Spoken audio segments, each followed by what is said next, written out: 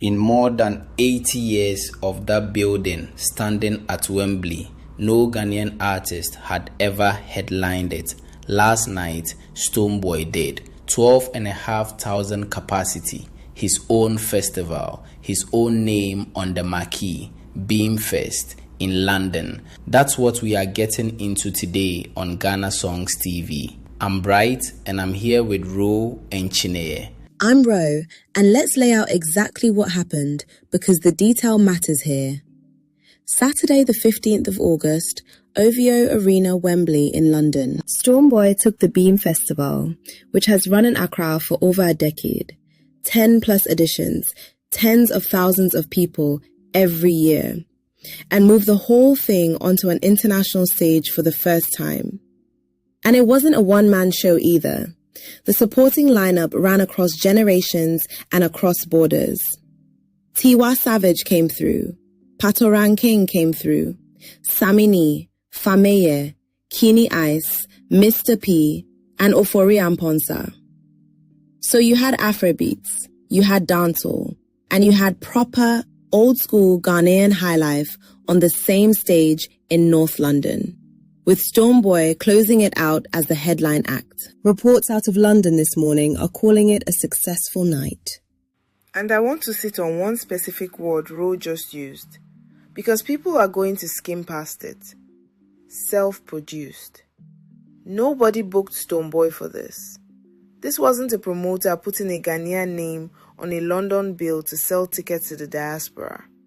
He took his own festival brand, his own money, his own risk, and he walked it into a 12,500 capacity arena in a city where he's competing with everybody.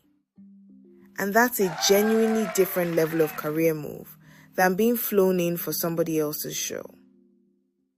Here's the part that really tells you something though. On that exact same night, The Weeknd was performing next door at Wembley Stadium.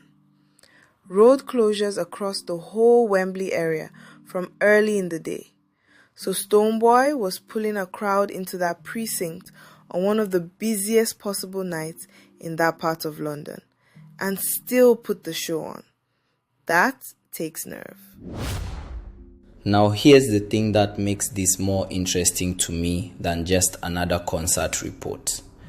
3 days before this show, Stonebwoy sat down with the BBC on their This Is Africa program, and he said something that a lot of people in Ghana have been arguing about for years. His words, quote, "We've always probably allowed too much over focusing on the competition and over focusing on the other stuff that is supposed to be in the minority," end quote.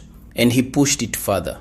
He said, quote, "We need to work a positive news 10 times than work a negative news," end quote. He compared it directly to Nigeria, saying, quote, "When a Nigerian wins an iHeart, you and I know how that is going to gain PR immediately," end quote. And I think you have to read Saturday Night through that lens. He spent that interview arguing that Ghana undersells its own wins. And then 3 days later, he went and manufactured a win that is genuinely hard to undersell. First Ghanaian to headline that room. You can't argue that one down. That's fair, and I'd add the context around it, because he's not doing this alone.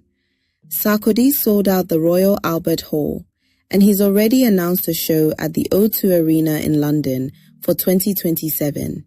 That's a 20,000 capacity building. So what you're actually watching is a deliberate, coordinated push by Ghana's biggest exports to plant a flag in London specifically, because the West African diaspora there is enormous, and it's been underserved for a long time.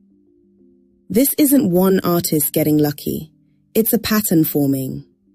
One honest caveat before anybody runs with the headline though. Official attendance figures for Saturday have not been published yet. We've seen the reports confirming the show happened, the lineup, and that it went well.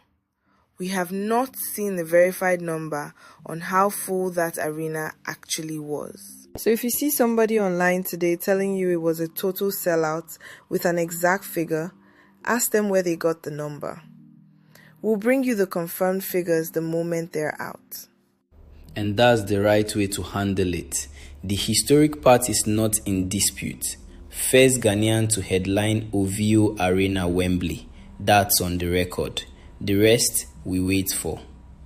What I want to see now is whether this becomes annual. A one-off is a nice photo. A London edition every year is infrastructure. If you were in that building on Saturday night, tell us in the comments what the room actually felt like. That first-hand account is worth more than any press release. Subscribe to Ghana Songs TV so you get the confirmed numbers and the full recap the moment they land. This is Ghana Songs TV. Catch you in the next one.